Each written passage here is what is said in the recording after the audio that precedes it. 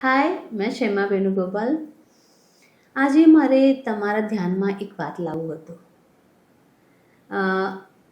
Almost બધા સ્કૂલ્સમાં, especially જે પ્રાઇમરીથી લઈને હાયર સેકન્ડરી સુધીના સ્ટુડન્ટ્સના ક્લાસીસમાં જે થાય છે ને તો થઈ શકે છે તેવી વાતની આપણે થોડું જાણકારી રાખીએ. ફોર એક્ઝામ્પલ, કદાચ ક્લાસમાં કોઈ બચ્ચો વીક છે સ્ટડીઝમાં ને તો એ ગુડ લુકિંગ નથી, કંઈ ને કંઈ ઓકે એ થોડું ડિફરન્ટ છે, તો આપણે જાણવું પડે છે કે બાકી સ્ટુડન્ટ્સ એના સાથે કેવી રીતે બિહેવ કરે છે. આપણને ખ્યાલ નહીં આવે, આપણને સમજમાં નહીં આવે, આપણે કદાચ જાણીએ પણ નહીં, કેમ કે આપણે ઘરે બેસેલા છે, પેરેન્ટ્સ આર એટ હોમ.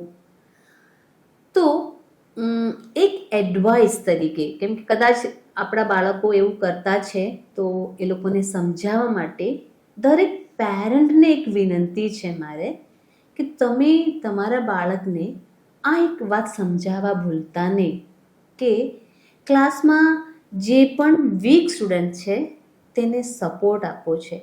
કેમ કે આ વીક સ્ટુડન્ટ ઓકવર્ડ ફીલ ના કરે ક્લાસમાં, ઓકે, એને સ્ટ્રેન્જ ફીલ ના થાય, એના માટે એને સાથે રાખવું જરૂરી છે.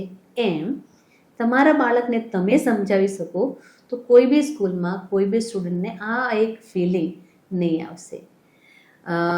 કેમ કે બધા સ્ટુડન્ટ્સની કેપેસિટી ભણવામાં નહીં તો ટેલેન્ટમાં, કોઈ પરફોર્મન્સમાં એક જેવું નથી. અમુક છોકરાઓ બહુ પુઅર પરફોર્મન્સ આપતા છે, બટ એ એમની ભૂલ નથી.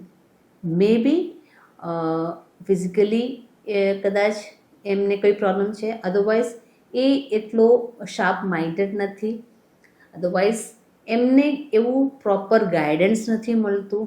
અમુક છોકરાઓ ડિસ્ટ્રેક્ટ જલ્દી થઈ જાય, રીઝન્સ જે પણ છે, પણ બધાને એક સમાન માનવું આપણા બચ્ચાઓને આપણે એકવાર શીખાવીએ તો ઘણા બધા એવા જે બાળકો છે એ લોકોનું દિલ જે દુખે છે તેમાંથી રાહત મળશે. એટલે આપણે કોશિશ કરીએ કે આપણા છોકરાઓને આપણે આ સમજાવી શકીએ છીએ. થેન્ક યુ, અને વિથ પીસ યુ એન્ડ